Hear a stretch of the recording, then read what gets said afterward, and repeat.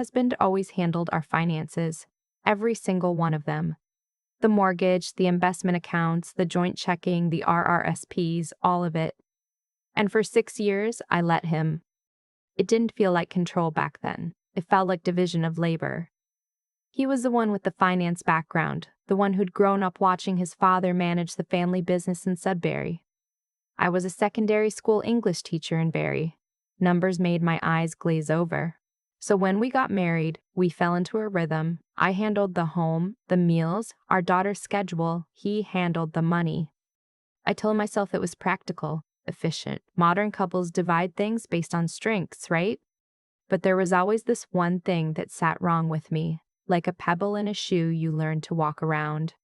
Every time I asked to sit down and go over our finances together, he'd smile, that patient, slightly condescending smile, and say, "I've got it covered, sweetheart. You don't need to stress about this." And I believed him. For 6 years. The letter arrived on a Tuesday in October. I remember because I was home early, a professional development day, and I was the one who walked to the end of our driveway to grab the mail before the first snowfall covered everything. It was one of those envelopes I almost slipped into the pile without thinking. Beige, standard size, the logo of a law firm I didn't recognize. Hartwell and Briggs, Barristers and Solicitors, Toronto. It was addressed to my husband, but it was already half open, the flap torn sloppily, like he'd opened it in a hurry and shoved it back in. I stood there in the cold for a moment, holding it. I told myself not to. I told myself it was probably nothing, a client matter, a work thing, nothing to do with us. My husband worked in corporate accounting. He received legal correspondence sometimes. I pulled the letter out anyway. It was a cover page for a document package. The header read, Transfer of Jointly Held Assets, Settlement Framework Draft. I read it 3 times before the words made sense. Then I went inside, sat down at the kitchen table, and read it 11 more times. The document outlined the transfer of 2 properties, our family home in Barrie and a second property in Collingwood I'd had no idea existed, into a numbered corporation. Our joint savings account, which I'd assumed held somewhere around $40,000 based on vague offhand things my husband had mentioned over the years, was listed at a figure that made me put the paper down and stare at the wall. $112,000. And according to the draft framework, it was all being moved. Quietly, legally, into a structure I had absolutely no connection to. I sat at that kitchen table until I heard the school bus. Then I tucked the letter back into the envelope, put it exactly where I'd found it in the pile, and went to the door to meet our daughter. She was 7. She had her father's dark eyes and my ridiculous habit of narrating everything she was doing out loud. She came up the driveway dragging her backpack like it was filled with concrete, telling me the cafeteria had served pizza that was actually good today. Like, actually good, not the usual cardboard kind. I hugged her longer than usual. She squirmed away and asked if we had hot chocolate. I said yes, I made it. I stood at the stove watching the milk heat, and I thought about the fact that my husband had been quietly, methodically dismantling our financial life, and I had not seen a single sign of it. Or maybe I had, and I talked myself out of everyone. He came home at 6:30 like normal. He kissed me on the cheek, asked what was for dinner, tousled our daughter's hair, and sat at the table scrolling his phone while I finished cooking. I watched him. He was completely relaxed. He had no idea I'd read it. That night, after our daughter was in bed, I told him I had a headache and went upstairs early. I lay in the dark for 2 hours listening to him move around downstairs, the TV murmuring, the sound of the fridge, the lock clicking on the back door, all the ordinary sounds of an ordinary evening. And I thought, he is planning to leave me, and he is doing it so carefully that by the time he does, I will have nothing. I didn't sleep. The next morning, I called my older sister. She lives in Hamilton, works as a paralegal, and has never once in her life told me what I wanted to hear when what I needed was the truth. I'd always loved that about her, and occasionally resented it deeply. I drove to a Tim Hortons 3 streets away from our house. I don't know exactly why, some instinct about not being overheard in my own kitchen, and called her from the parking lot. I told her everything. The letter, the numbered corporation, the property in Collingwood, the 112,000. There was a pause. Then she said, "Don't touch anything. Don't move money. Don't ask him directly. Don't tip him off. I'm going to give you a name." The name was a family law lawyer in Toronto, a woman who, my sister said, had seen this particular playbook before. It has a name, apparently: asset dissipation, or sometimes strategic pre-divorce restructuring. The goal is to move assets into structures that are harder to divide or trace before formally separating, so that when the split happens, there's less on the table. My husband, it turned out, had been doing this for at least a year. I know that now. I didn't know it then. What I knew in that Tim Hortons parking lot, watching someone scrape their windshield in the space ahead of me, was that my marriage had been two different things at once: what I thought it was and what it actually was. And the gap between those two things was enormous. The lawyer's name was Fiona. Her office was on King Street West, 23rd floor, with a view of the lake on a clear day. She was maybe 50, small, with reading glasses pushed up into her hair and the calm manner of someone who had heard every variation of terrible and stopped being shocked by any of it. She looked at the documents I'd photographed on my phone.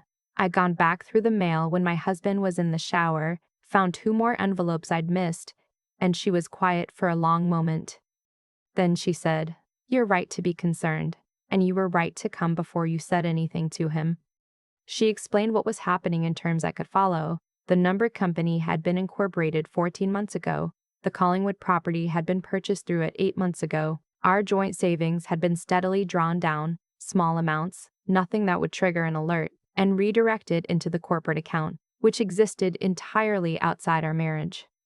She said if he'd gotten another 2 or 3 months, it would have been significantly harder to unwind. I asked her what we did now. She said, "We move first." I want to be clear about something, because I've thought about it a lot since. I did not go into a fallout out of anger. Or not only out of anger. I went into it because I had a daughter who shared a bedroom wall with a man who had been lying to us both, and because I had spent 6 years trusting someone who had been treating that trust as a tactical advantage. Fiona filed for an emergency restraining order on the financial assets within 48 hours. In Ontario, under the Family Law Act, there are provisions for exactly this situation: a motion to prevent the dissipation of family property while proceedings are underway. The judge granted it. My husband found out when his bank flagged a transfer attempt that had been blocked. He called me at school.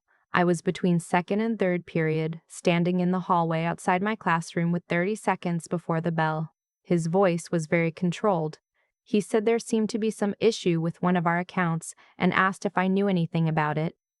I said, "You should probably talk to a lawyer." There was a silence that lasted maybe 4 seconds. It felt like a month. Then he said my name, once, the way you say something when you're trying to recalibrate. I hung up. My hands were shaking when I walked back into class. I told my students we were doing silent reading. I sat at my desk and stared at the wall and did not read anything at all. What came after that was not simple or fast. I want to be honest about that, because the movies and the stories always make it seem like once you know the truth, the path forward is obvious. It isn't. My husband and I had been together for 9 years, married for 6. Our daughter adored him. His mother, who I had genuinely loved, who used to drive up from Guelph with food every time I was overwhelmed in the first year after our daughter was born, called me crying and said she had no idea. She swore she had no idea. And I believed her. Which made it worse somehow, not better. He didn't move out immediately. The house was still jointly titled. Legally, neither of us could force the other to leave while proceedings were ongoing. So we existed in the same space for 3 weeks, like 2 people in a waiting room, excruciatingly polite, neither of us willing to say much in front of our daughter, both of us sleeping in the same bed and lying as close to our respective edges as physically possible. He tried once to have a real conversation. He came downstairs late on a Wednesday when our daughter was already asleep and sat across from me at the kitchen table. He said he'd been unhappy for a long time.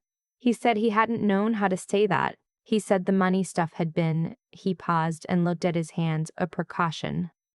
I said, "A precaution against what, exactly?" He didn't answer. I said, "You could have told me you were unhappy. You could have said it any time in the last 6 years, and we could have tried or we could have ended this honestly. But you didn't do that. You built a trapdoor." He flinched. I don't know if it was guilt or just surprise that I'd named it so precisely. Either way, he didn't say much after that. What we eventually learned through the legal process was more complicated than I'd initially understood. The Collingwood property had been purchased partly with an inheritance my husband had received from his grandfather, which was, under Ontario law, potentially exempt from equal division, depending on how it had been handled. Fiona was upfront with me about this. Some of what he'd moved might have a legitimate claim to be considered separate property, but some of it, including the systematic drawdown of our joint savings, did not. There were 3 months of financial disclosure, accountants. A lot of emails I was CC'd on that I had to resist reading in full because they made my chest tight. My sister drove up twice and sat at my kitchen table drinking tea and not letting me spiral.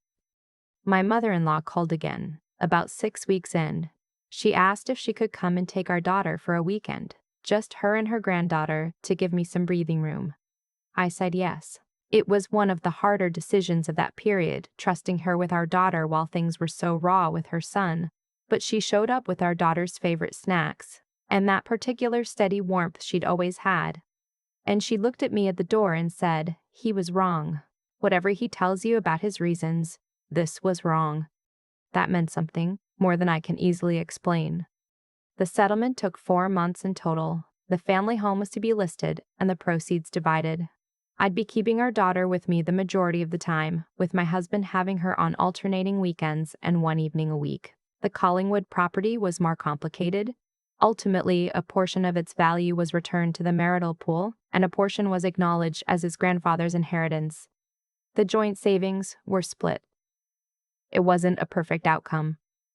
I don't think there is one in a situation like this, but it was equitable, and it was documented, and it was final.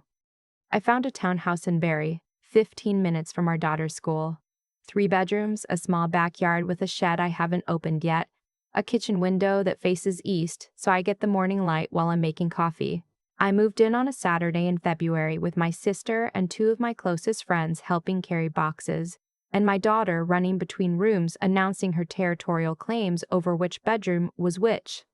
She picked the one at the end of the hall, overlooking the backyard. She said it was because she could see the bird feeder from there. We don't have a bird feeder yet. I told her we'd get one. There are things I wish I'd done differently. I wish I'd asked more questions earlier, not because I should have distrusted my husband from the beginning. I don't think that's a lesson worth internalizing, but because I gave away something I didn't need to give away. I handed over full knowledge of my own financial life to someone else, and I did it out of a kind of laziness I dressed up as practicality. I didn't want to learn the complicated parts. I told myself he was better at it, and maybe he was, technically. But it was still my life, still my money, my daughter's future, my name on those accounts. I sit down with my own finances now every Sunday morning, coffee, the east-facing window, a spreadsheet that I built with help from a friend who works in banking. I know exactly what I have, what I owe, what's coming in and what's going out. It took me about 3 months to stop finding it overwhelming and start finding it grounding. My daughter asked me recently why our house was different from our old house. She meant smaller. I said we were starting a new chapter, which is the kind of thing adults say when they don't know how to explain the real answer.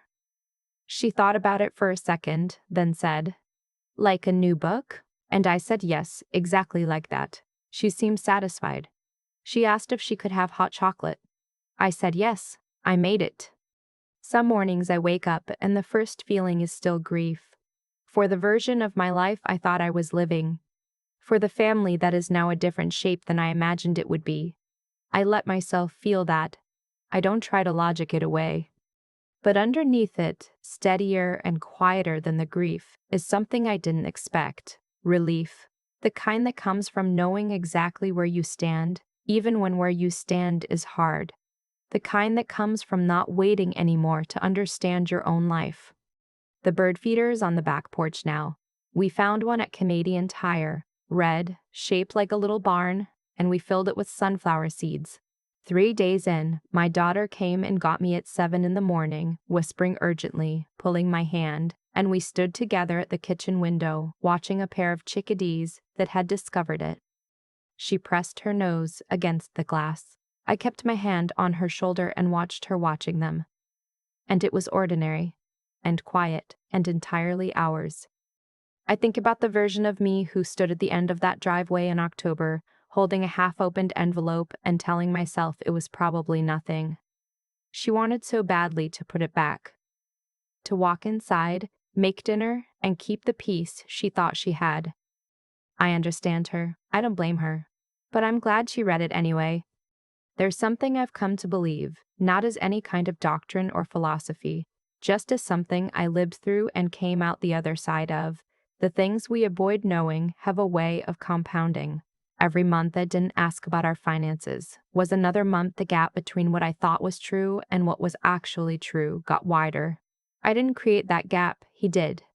But I kept my eyes closed to it, and that mattered. Not because I deserved what happened, but because understanding how I got there is the only way I know how to make sure I don't get there again. What my husband did was a choice rooted in self-interest dressed up as protection. He told himself, I think, that he was the one who understood money, and so he was the one who should handle it. Maybe he even believed that at first. But there's a difference between being good at something and using that ability to quietly fence someone out of their own life. One is competence, the other is something closer to a slow theft of dignity. Fiona named it plainly in her office on King Street, strategic, deliberate. And she was right. When we stop calling things what they are, when we call control efficiency and secrecy simplicity, we hand the other person an enormous amount of power over our own story. What I had to build after everything wasn't just a new budget or a new understanding of the Family Law Act. It was a new relationship with my own capacity to figure things out. I had told myself for years that numbers weren't my strength, that I didn't have the patience for it, that it was easier to let someone else carry that part. And the brutal irony is that once I had no choice but to learn it, I found out it wasn't beyond me at all. It was uncomfortable and slow, and I made mistakes in that first spreadsheet that my banking friend laughed gently about. But I figured it out. I kept at it. And now it's just Sunday morning, coffee, the east window, 20 minutes of checking in with my own life. That's the thing about resilience. It doesn't announce itself. It just shows up quietly on the days you need it, usually in forms smaller than you'd expect. It was there in the parking lot of that Tim Hortons when I called my sister instead of talking myself out of it. It was there when Fiona said we move first, and I said okay. It was there every morning I got my daughter ready for school and made her breakfast and showed up to my own classroom while our house was in legal proceedings and my marriage was dissolving room by room. She's 7. She picked the bedroom with the bird feeder view. She doesn't know everything yet, and someday she will, and I want what she sees in me by then to be worth knowing. Not someone who had it easy. Someone who didn't look away when looking away would have been so much easier, and who figured out, slowly and imperfectly, how to stand on her own ground. The chickadees came back this morning. She noticed before I did.